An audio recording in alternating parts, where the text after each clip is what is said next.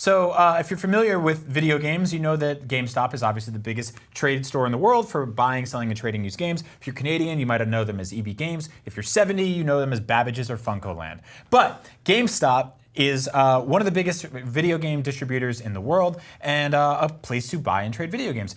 And there are video game stores in Spider-Man. So we found one, and it's weird because Spider-Man is a video game. And GameStop might be where you go to trade in Spider-Man when you're done with it, or where you traded in stuff to buy Spider-Man. Obviously, in video games, there's big open world stuff. It's really cool when you can go into buildings, but it's unrealistic to expect that you can go into every building. Yeah. But in this case, we went inside. Yeah, we can go inside and check it out. Well, you can get close. We took some creep shots from the outside. Wait. So you're not actually in there? You're just looking through the window? I'm looking in. So you're like peering in there? Oh my god. So just go back real quick. So this place is called Gamer Paradise. That's their take on a controller, which is just weird. It looks like a dog bone. It doesn't even have dual analog, and the asymmetrical D-pad. I'm not wild about this control. The start and select buttons are way too high. You couldn't play Spider-Man with this. Yeah, you couldn't. That's not a great controller. But it's called Gamer Paradise. Let's take a look inside the store. All right, so this is starting to look a little bit more like a GameStop or like a Tower Records right before it went out of business. I want to point out there are game consoles in the back of this store, and it looks kind of like a white Xbox One. Yeah, what the heck is that? But with like a Dreamcast controller. Oh, so weird. Isn't that weird? And cool thing too, this store sells Spider-Man dolls. Oh, so man, it looks like a Vita. It's the controller has a screen on it. This is where it gets confusing. Yeah.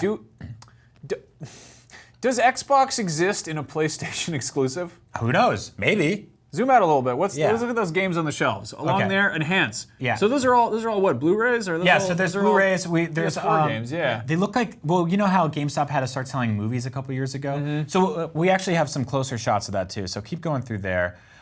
So yeah, there's that console again. Next up we have, so these look like cigarettes. Cigarettes or like weird Super Nintendo cartridges.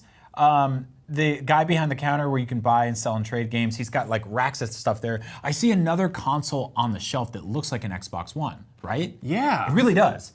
Like it's got the big sort of circular power icon on it. Huh. Right? Yeah. Whoa. I think they put an Xbox One in Spider-Man. I love that. For PS4. That's bizarre. A PlayStation exclusive published by Sony. Huh. I think somebody's like, hey. Collusion. Here's a little love to the Xbox. Keep going. I think I got another shot. Okay, so I want to point out some of the games or movies here. We have stuff like, zoom in a little bit, enhance. Sky Sharks, Phobic. It's called like Knife Game? Kate and Kevin. These games sound bad. Man. There's one the red one is called Mystery in the Forest. You can actually find billboards for some of these movies and games around the city too. So yeah, there's a GameStop in this game. Now, one more thing I wanted to point out. In Peter Parker's backpack, in one of the things you find, there's a Vita. Sort of, yeah. Sort of. So, like I said, his backpack spanned 10 years, and so that was probably the last time the Vita got a game. And so here's a Vita right here, kind of, right? Like it looks like one of those I don't know, Android devices you could put ROMs on. That's like not quite a Vita, but it has the, it's got like a Raspberry Pi like a GPD 420 or whatever. Whatever, yeah. But it's got a power button, it's got dual analog sticks, which is way better than the Game Paradise logo. It's got a good D-pad, which is more than I can say for Switch. And some good face buttons. Let's check out the back.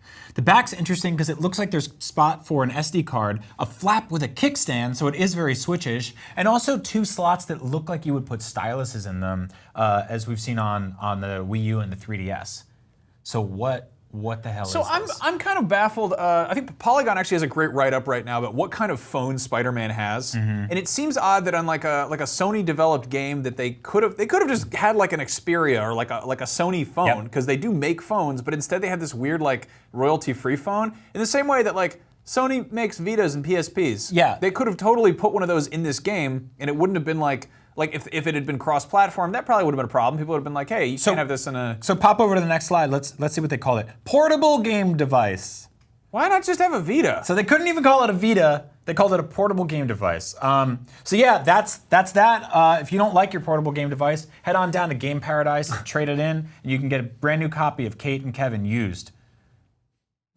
Oh hey, thanks for watching our video about bootleg video game consoles that appeared in Spider-Man. If you love bootleg video game consoles, we did a rundown of some of the most ridiculous, so check that out right here. But after that, maybe you want some bootleg toys. Well, I've got great news. We got bootleg Mario toys that are so bad they smell like old gasoline. They're horrible and I hate them, but I don't know how to get rid of them because I'm afraid a sea turtle will choke on them and die. Brian Altano here for Up at Noon, the hottest video game journalism of the year. Every 12 p.m. Pacific time on Thursday. IGN, the website.